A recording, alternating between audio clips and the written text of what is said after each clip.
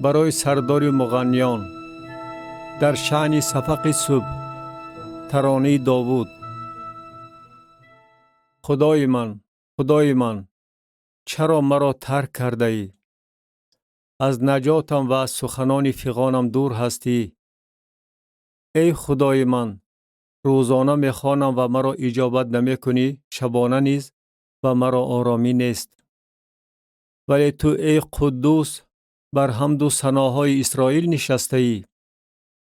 پدران ما به تو توکل میکردند و آنها را رهایی میدادی. سوی تو فریاد میکشیدند و خلاصی میافتند. و تو توکل میکردند و خجل نمیشدند. ولیکن من کیرم هستم و نه آدمی زاد. ننگ مردمان هستم و نفرت زده قوم. هر کی مرا بیند تمسخر میکند، لب میکشایند، سر میجنبانند. به خداوند توکل کرده بود او را رها کند. اگر دلخواهش باشد او را نجات دهد. اما تو مرا از شکم بیرون آورده ای، بر پیستان مادرم ایمن داشته ای. از بطن بر تو پرتافته شدم. از شکم مادرم تو خدای من هستی.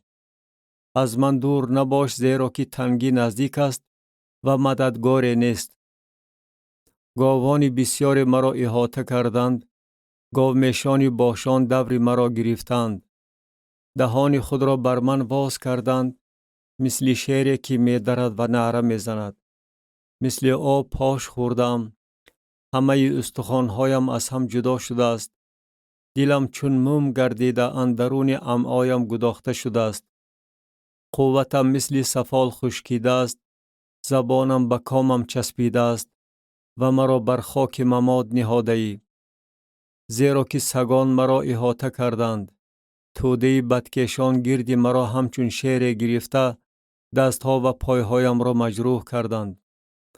همه استخوان‌هایم را می شمارم، لیکن آنها تماشاکنان از من نقار می گیرند. سر و لباس مرا در میان خود تقسیم می کنند و بر پیرهن من قرعه می پرتایند. ولیکن تو ای خداوند دور نباش، ای قوت من، و مدد من شتاب کن. جانم را از شمشیر خلاص کن، یگانه‌ام را از دست سگان. مرا از دهان شیر نجات ده و اجابت نموده، از شاخهای گاوان وحشی خلاص کن. اسم تو را به برادرانم شهرت خواهم داد، در میان جماعت تو را مدح خواهم کرد. ای ترسگاران خدا، او را مدح کنید. ای تمام نسل یعقوب، او را جلال دید. و ای تمام نسل اسرائیل، از او ترسان باشید. زیرا که او مظلومیت کمبغل را حقیر و خوار نمی شمارد و روی خود را از وی پنهان نداشت، بلکه چون سوی او استغاثه برد و را اجابت نمود. حمد و ثنای من در جماعت بزرگ است.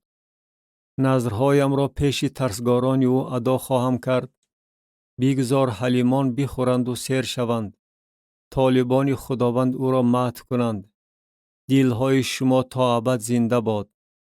تمام اقصای زمین خداوند را ذکر نموده سوی او رجوع خواهند کرد.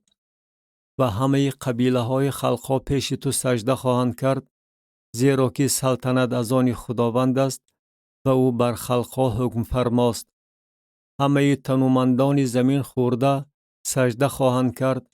هر کی به خاک می فراید و جان خود را زنده کرده نمی تواند، پیش او زانو خواهد زد. ذریاتشان او را عبادت خواهند نمود. کارنامه های خداوند را به نسل بعدینه روایت خواهند کرد. آنها آمده عدالت او را که به عمل آورده است، و قومی که تولد خواهد شد نقل خواهند کرد.